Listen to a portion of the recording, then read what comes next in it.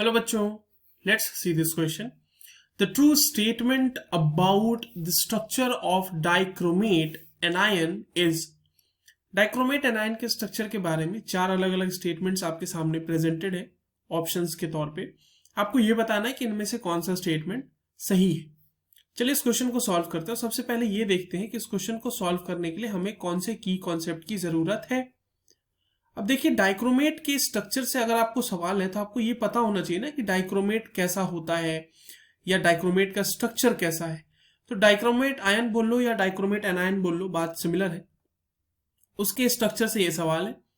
Dichromate anion, जब मैं या डाइक्रोमेट आयन की बात कर रहा हूं, इसका मतलब मैं बात कर रहा हूं Cr2O7 2- आयन की। ठीक है, चलिए इसके स्ट्रक्चर को थोड़ा देखते हैं और उसके बाद हम अपने ऑप्शंस को एक एक करके एनालाइज करेंगे। तो क्रोमियम है यहाँ पे। अब देखिए, क्रोमियम जो है ना, दो है, तो इस मॉलिक्यूल में दो क्रोमियम सेंटर होंगे और दोनों ही सेंटर्स sp3 हाइब्रिडाइज्ड है।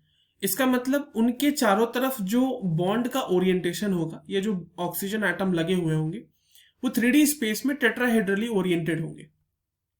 अब देखते हैं इसके स्ट्रक्चर को।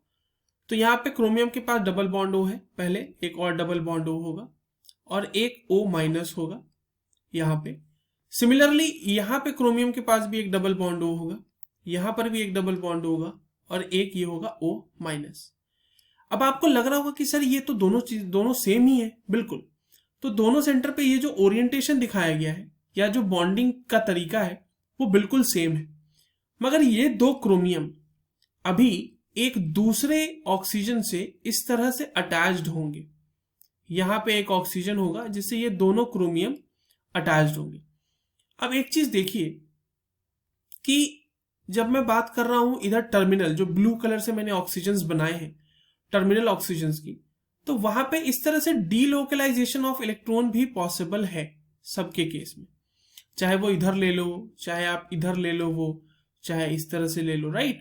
पर वैसा कोई डीलोकलाइजेशन इस ब्रिज वाले ऑक्सीजन के साथ पॉसिबल नहीं है। ये जो हमने ब्रिजिंग ऑक्सीजन बनाया है यहाँ पे, इसके साथ वैसा कोई डीलोकलाइजेशन पॉसिबल नहीं है।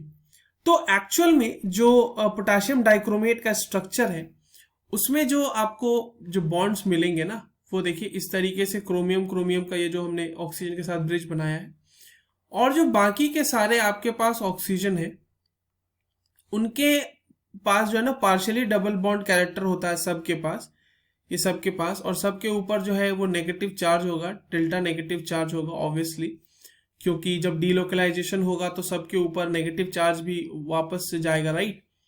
और यहाँ पर इस तरह से आपका एक जो है स्ट्रक्चर बन जाता है। And what is found in this structure, यहाँ पे मैं पहले इन सब के ऊपर माइनस चार्ज लगा देता हूं। What is found in this structure कि ये जो 6 टर्मिनल ऑक्सीजन है ना, इनका और क्रोमियम का जो बॉन्ड है वो इक्विवेलेंट है, जबकि ये जो ब्रिज वाला है, ये बीच वाला, उसका बॉन्ड लेंथ बड़ा होगा, राइट। तो हमें एक चीज तो पता चल गई कि सारे के सारे तो इसमें सिमिलर नहीं होने वाले, मतलब इक्विवेलेंट तो नहीं होने वाले। 6 बॉन्ड एक जैसे हैं। जो ये वाला बॉन्ड है क्रोमियम दिस ऑक्सीजन वाला बॉन्ड, ये वाला, ये अलग है, ठीक है, क्योंकि ये किसी तरह के डीलोकलाइजेशन में पार्टिसिपेट नहीं कर पा रहा है। तो अब हम देख लेते हैं ऑप्शंस में। ऑप्शन ए कह रहा है कि all the CRO bonds are equivalent. बिल्कुल गलत, 6 सही है, एक जैसे हैं, एक अलग है हमारा। बी ऑप्शन कह रहा है only 6 CR bonds are equivalent. यही तो सही स्टेटमेंट है। ऑप्शन सी कह रहा है only 3 CRO bonds are equivalent. नहीं नहीं, ऐसा नहीं है। जो 6 टर्मिनल ऑक्सीजन है उन सब में डीलोकलाइजेशन की वजह से वो बॉन्ड जो है वो इक्विवेलेंट हो गए। और ऑप्शन डी कह रहा है नो बॉन्ड इज इक्विवेलेंट, ऐसा भी नहीं है। So the correct answer for the given question is option B. I hope you understood this well. All the very best.